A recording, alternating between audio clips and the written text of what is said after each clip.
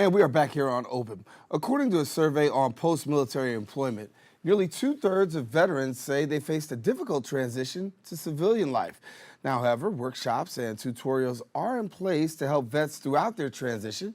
And here now to tell us more about these resources is recruitment researcher Lily H.Li, and we welcome you to the show. Good to have you. Thank you so much. Good. So when we talk about veterans, of course, it's a big transition already just to come back from being out in service, Yes. just to life in general. Absolutely. And the hardest part is, I think, one of the things is really acclimating to the job force environment. Oh, absolutely. And I'm going to offer a disclaimer, and I want to apologize in advance because I actually haven't been able to secure permission to sit through the Transition GPS Implement workshops. I've been trying for a number of years. But what I understand is that it really doesn't teach the separating and retiring veterans how to deal with the dynamics of the civilian job market, as it were. And so I'm hoping that my tutorials and my sessions here at Lehman College will help to address that gap. Right. Yes. So walk us through a little bit about what a veteran can expect coming into your experience. So the first thing is obviously, and I'm going to show this book over here, expert resumes for military to civilian transitions. And this is one of the better books I found, really addressing specifically those that are transitioning to civilian jobs. There are certain things that I believe vets should proactively mention on their resumes. I don't know that they're exactly encouraged to do so. And then on the other hand, there are also certain things that I would discourage them from explicitly mentioning that makes them, unfortunately, I believe, less marketable. For example, in the spirit of full disclosure, many applicants will talk about disability, physical disability specifically. But I feel that if it doesn't interfere with your ability to execute the actual job itself, do not mention what I call the D word. And I actually came up with a mnemonic device to help these vets remember what not to put onto their career networking content, which I define as resumes, LinkedIn profiles, and professional biographies, all of which I help them put together. Right. And so for a person that's a veteran, you're coming into the program, Yes. a lot of fear, a lot of trepidation. Yes. How do you walk them through that first stage? Because there's a lot, as you know, there's a lot of nervousness about whether or not I'm actually going to be able to fit in. Fit into their next civilian job, Right. Absolutely. So because I'm a recruitment researcher, I believe very much in doing as much research or due diligence about your potential employer before you actually make the application, okay? So one of the first things that a vet will do, like so many civilian counterparts, by the way, is to go to a job listing aggregator like Indeed.com or Simply Hired and basically apply for all those job postings. Unfortunately, that's not a very effective tactic because I have yet to meet the person who actually found his or her current job through online applications, unfortunately, all right?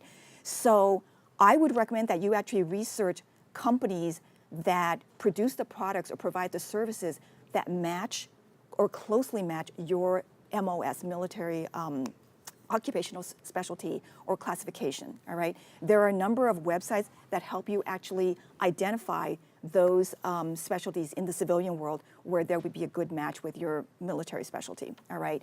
And then identify the companies that actually produce these products or offer these kinds of services, and they will likely be most interested in your background and special skills. So research first, because it should ideally save you a great deal of aggravation downstream. That's actually my recommendation. Yeah.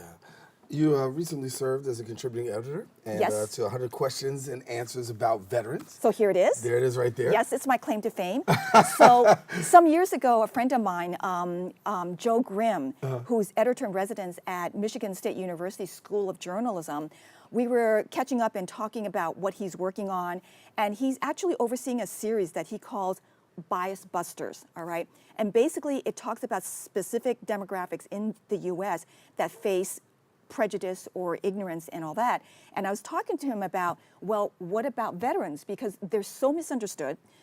I'm sure many people understand that basically 1% of the US population is basically serving, they and their families. They are basically shouldering 100% of the burden of that service on behalf of the rest of the 99% of us.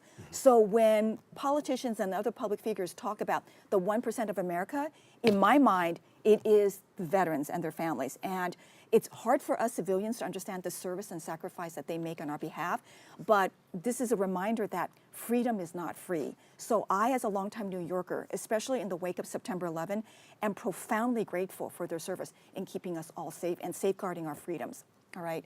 So I'd like to think that over the years I've learned about this community and am building up goodwill and trust.